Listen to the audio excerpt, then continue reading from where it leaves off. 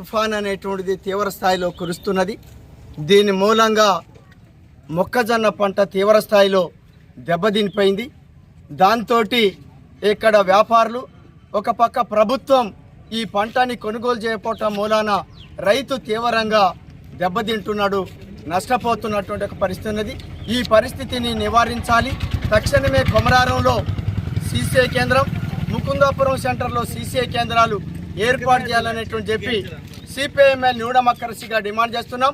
ఈ సమస్యని అధికారంలో ఉండేటువంటి ఒక కాంగ్రెస్ ప్రభుత్వం ఏమాత్రం పట్టించుకోకుండా ఇంకా శాశ్వత ధోరణి కొనసాగిస్తున్నది. దీని మూలంగా రైతాంగం నష్టపోతున్నారు. ఇప్పటికైనా ఈ నియోజకవర్గంలో ప్రథమ పౌరుడైనటువంటి ఎమ్మెల్యే గారు తక్షణమే జోక్యం చేసుకొని ఈ పంటని కొనుగోలు చేసేటువంటి ఒక చర్యలు చేపట్టాల్సిందిగా మేము కోరుతున్నాం. లేని ఎడల ఇదే పరిస్థితి ఉంటే రైతులు ఆత్మహత్యలు చేసుకునేటువంటి ఒక పరిస్థితి ఏర్పడనున్నది. ఈ పరిస్థితిని నివారించాల్సిందిగా మేము కోరుతున్నాం. ఈ సమస్యని పరిష్కరించకుండా ప్రభుత్వ అధికారులు ఈ వైఖరే కొనసాగిస్తే రానున్న కాలంలో రైతాంగ ఉద్యమాలు తీవ్రతరం చేస్తామని చెప్పి ఈ సందర్భంగా తెలియజేస్తున్నాం.